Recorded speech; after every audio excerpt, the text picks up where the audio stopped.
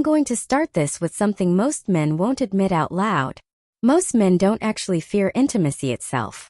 They fear that specific moment when they express interest and the woman pulls back, turns cold, or says something that instantly kills the entire vibe between them. But what if the entire framework you've been operating from is backwards? What if there's a way to create the conditions where intimacy happens naturally without sounding desperate, without applying pressure, and without facing that hard rejection that most men dread? A way that uses understanding of female psychology, not manipulation or force, but genuine comprehension of how women emotionally decide when they're ready, and who they want to be ready with. And that's exactly what you're about to learn. Where are you watching from, by the way?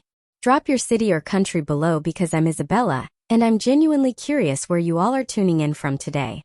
Now, before we go deeper into this, let me give you something almost no one understands about female psychology and intimacy.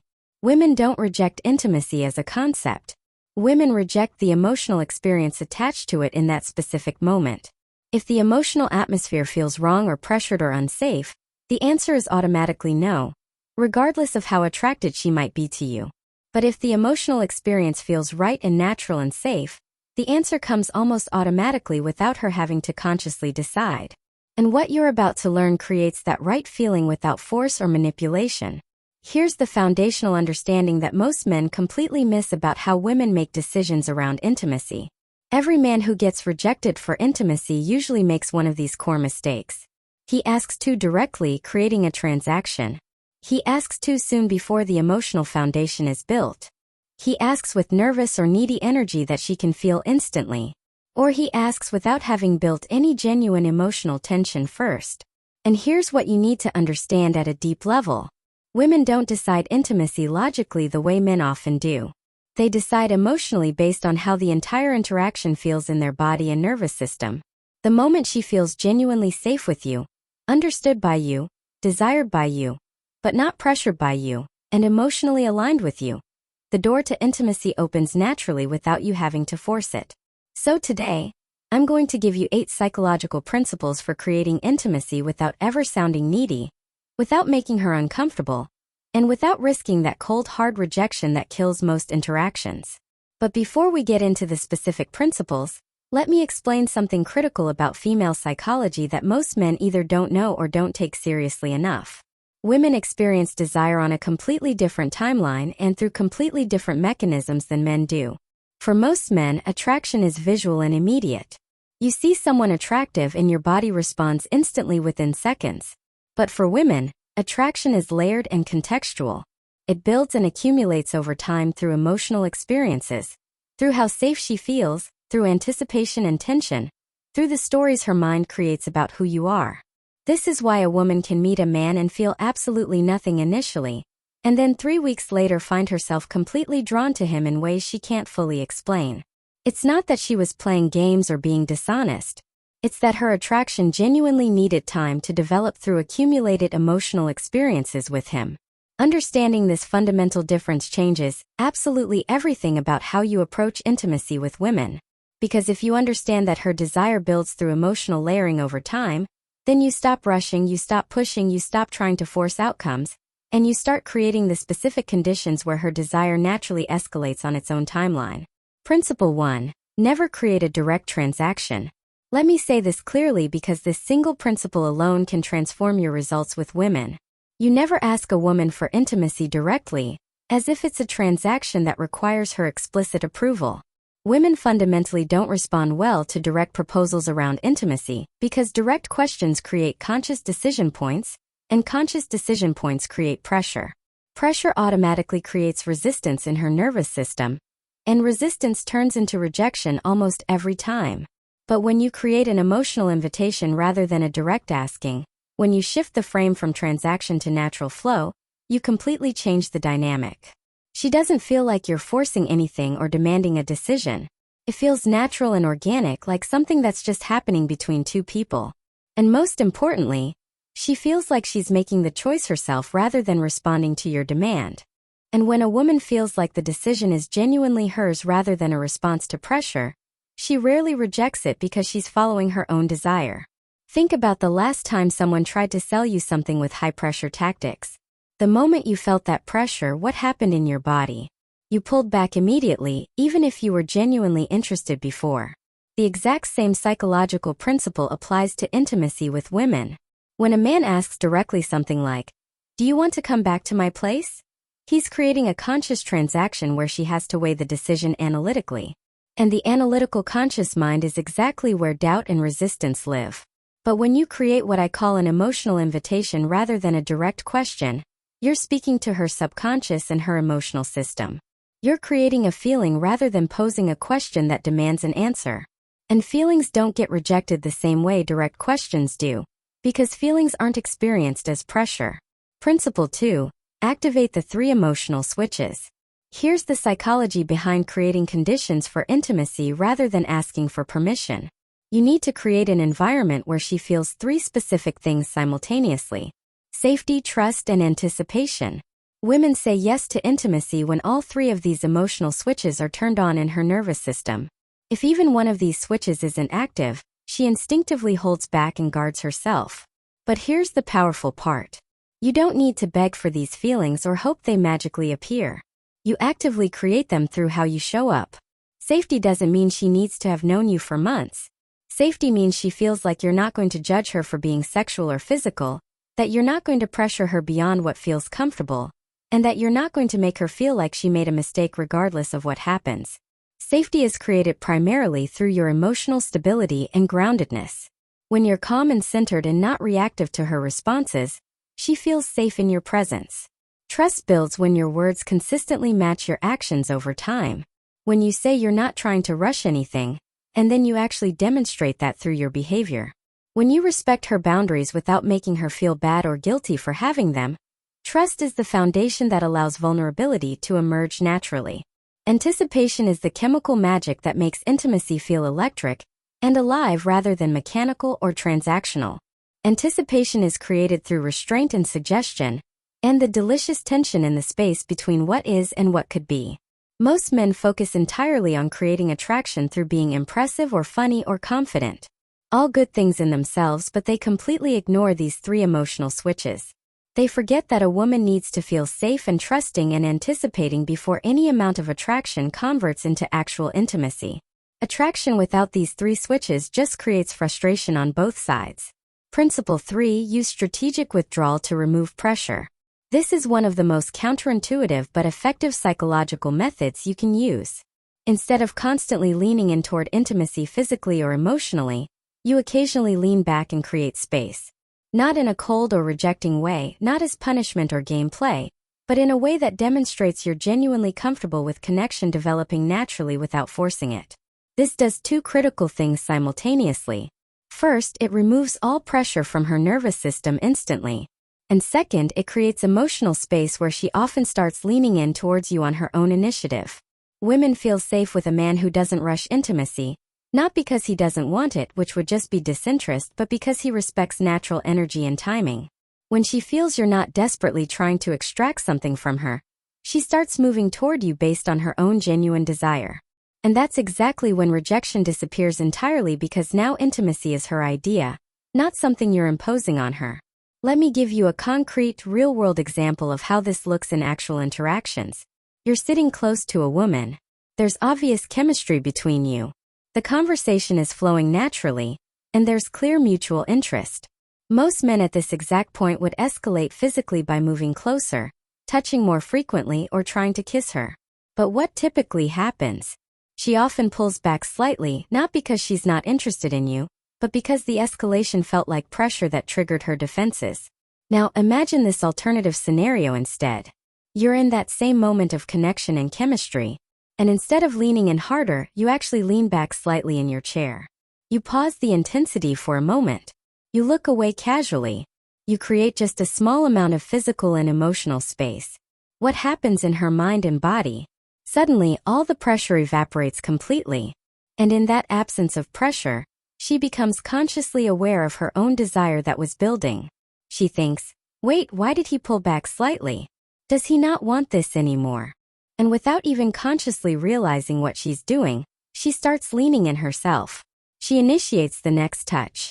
She closes the physical distance. She escalates the intimacy.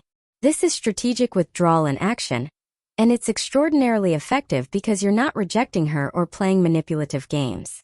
You're simply demonstrating through your behavior that you're completely comfortable with natural flow, and that comfort makes her feel safe enough to pursue what she actually wants. Principle 4. Plant thoughts rather than making requests. This principle is subtle and psychological and extremely effective when done properly. You don't ask for intimacy directly. You simply give her thoughts and observations that naturally lead her mind toward the idea of intimacy without any pressure. You do this through soft, emotionally suggestive statements like, "I really like the way our energy feels when we're together," or, "You're surprisingly easy to be close to in a way I wasn't expecting," or, "You have this calmness about you that makes everything feel really natural." Notice that none of these statements ask for anything. None of them push or pressure, but all of them plant a seed in her mind about connection and closeness. Women respond to feelings, not to instructions or demands. When she feels something positive around you, intimacy becomes her curiosity and her desire, rather than your request. And that difference in framing is absolutely everything. Here's what's happening psychologically. When you use these kinds of statements, you're helping her become consciously aware of feelings she's already experiencing, but hasn't put into words yet in her own mind. When you articulate her own feelings back to her accurately, she thinks, "Yes, exactly. That's what I'm feeling too. He gets it." This creates psychological alignment between you, and alignment is magnetic and compelling. There's also a principle in psychology called priming, where introducing certain words or concepts into a conversation makes them more mentally accessible and active in the other person's mind. So when you casually mention words like energy, closeness, connection, natural, comfortable, these words start subtly coloring and influencing how she interprets the entire moment you're sharing. She's not being manipulated here. She's being gently guided toward conscious awareness of what's already genuinely present between you. And that awareness is what transforms a pleasant conversation into the possibility of intimate connection. Principle 5. Hold masculine calm to activate her feminine. For women, intimacy is deeply tied to emotions, specifically to what we might call feminine emotions like softness, trust, warmth, vulnerability, and openness. A woman cannot enter that feminine emotional space if you, as the man, stay nervous or tense or overly sexual or aggressive in your energy. Your job in creating conditions for intimacy is actually quite simple. You hold what I call masculine calm. Not forceful energy, not overt sexuality, not neediness, just calm, grounded presence. When a woman feels this quality of calmness in a man's presence, something almost magical happens in her nervous system. Her guard naturally drops without her deciding to drop it. Her body relaxes. Her mind stops analyzing and protecting. And when her guard drops organically like this, saying yes to intimacy becomes completely natural, not pressured, not forced, just the natural next step in the flow between you. Let me explain what masculine calm actually looks like in practice, because this concept gets badly misunderstood by most men. Masculine calm isn't stoic silence or being emotionless or appearing detached and unavailable. Masculine calm is the specific energy of a man who is fully present in his body, comfortable in the moment exactly as it is, and genuinely not anxious about outcomes or what happens next. It's the difference between a man who's constantly checking for approval and validation, asking, "Is this okay? Do you like this?" and a man who's simply being present and allowing the moment to unfold naturally at its own pace. Women are incredibly sensitive to reading energy, and they can instantly feel when a man is nervous, when he's trying too hard, when he's desperate for validation or approval. And all of those anxious energies push her into her masculine protective mode, into thinking and analyzing and guarding herself. But when you maintain genuine calm, when you're grounded and unhurried in your presence, she softens naturally. She relaxes into her body. She enters her feminine energy, which is exactly where desire and openness live. This is also the real reason women are attracted to men who seem experienced, not because experience itself is inherently sexy, but because experienced men tend to be calm and grounded because they're not frantically trying to figure out what to do next. They're just flowing with what's happening. Principle 6. Ask about feelings, not decisions. Now, let's talk about the specific moment that most men completely screw up, which is when they're about to suggest moving things forward. Here's the psychology that saves you from rejection. Never ask for a binary yes or no decision, because if you ask for a yes, you risk getting a no. Instead, ask about her feelings, which invites vulnerability and connection rather than creating pressure. Instead of saying, "Do you want to come back to my place?" which forces a decision, you say something like, "Does this feel like it's moving too fast for you?" Or, "Do you feel comfortable here with me right now?" See the fundamental difference in framing? Instead of pressuring her to make a decision about you, you're giving her emotional control and agency by asking her to check in with her own feelings. And when you offer that kind of control and respect, she feels significantly safer. And when she feels safer, she's far more likely to choose intimacy herself based on genuine desire. This technique works powerfully because it completely reframes the entire dynamic of the interaction. You're not asking her to accept or reject you as a person. You're simply asking her to honestly check in with her own internal emotional state. And that's a much easier and less threatening for her to answer truthfully. When you ask, "Do you want to come back to my place?" she has to consider a dozen things simultaneously. But when you ask, "Does this feel too fast for you?" she only has to consider one simple thing. How do I actually feel in this moment right now? And here's the beautiful part of this reframe. If she says, "Yeah, a little bit," or "I'm not sure yet," you haven't been rejected at all. You've simply been given valuable information about where she is emotionally. You can respond with complete authenticity like, "That's totally fine, and I appreciate you being honest. I'm not trying to rush anything here. I'm really enjoying just being present with you." Now she feels genuinely heard and respected and safe. And very often, within minutes, she'll be the one initiating escalation because you've removed all pressure and given her space to access her own desire. Principle 7. Mirror her desire back to her. Here's what almost no man truly understands about female psychology and intimacy. A woman doesn't decide whether to be intimate based primarily on how much you want her. She decides based on how much she feels you want her, while simultaneously maintaining your composure and groundedness. This is a critical distinction. Too much overt desire from you equals pressure in her nervous system. Too little desire equals disinterest, and she feels unwanted. But balanced, calibrated desire equals attraction and magnetic pull.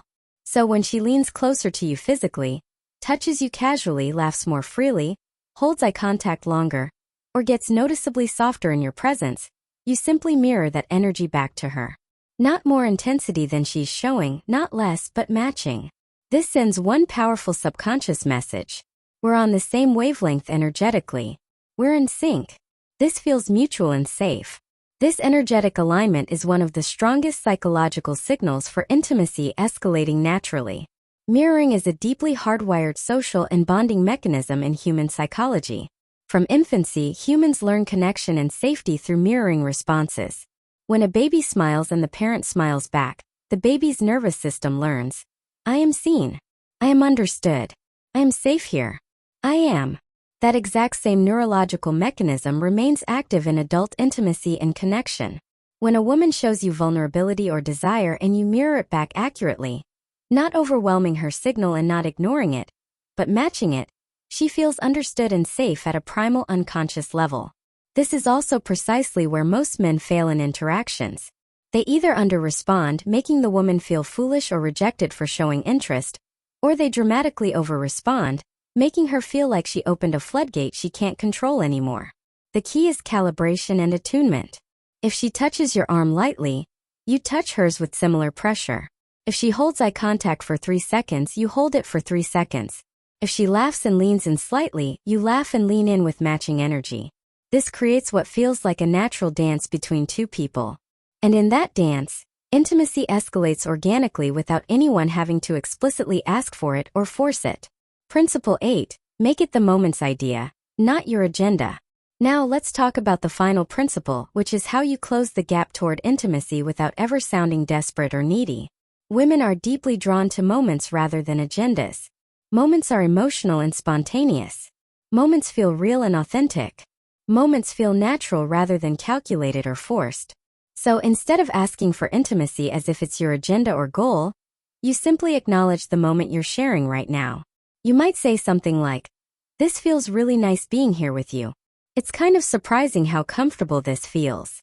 Or, "You have a really gentle energy right now that I'm drawn to." When you highlight and name the moment itself, you're not asking for intimacy or making a request. You're letting the moment itself create the invitation naturally. Women follow emotion, not logic. An emotion lives entirely in present moments. This removes pressure, removes awkwardness, and removes the possibility of hard rejection entirely. Here's why this final principle is so psychologically powerful. You're removing yourself as the primary agent who wants something. You're not positioning yourself as the person who wants intimacy. The moment itself is creating the desire and pull. This is a subtle but absolutely crucial psychological shift in framing. When you say, "Do you want to do this?" you're clearly the one wanting and she has to decide about your want. But when you say, "This feels really nice," the feeling itself becomes the focal point of attention. And women are infinitely more comfortable following feelings than following explicit requests because feelings feel authentic and organic, while requests feel transactional and goal-oriented. By naming and acknowledging the moment, you're also creating a shared experience between you. It's not you wanting her anymore. It's both of you experiencing something together in real time. And that shared experience is the genuine foundation of intimate connection that feels mutual rather than one-sided. Now, let me bring all 8 principles together because they work as a complete system. You never create direct transactions. You activate the 3 emotional switches of safety, trust, and anticipation. You use strategic withdrawal to remove pressure. You plant thoughts rather than make demands. You hold masculine calm to activate her feminine. You ask about feelings, not decisions. You mirror her desire accurately, and you make intimacy the moment's idea rather than your agenda. When you understand and apply these principles together, you're not manipulating anyone. You're creating the optimal conditions where genuine desire can emerge and intimacy can happen naturally without force or pressure or rejection. This is about understanding psychology and working with human nature rather than against it.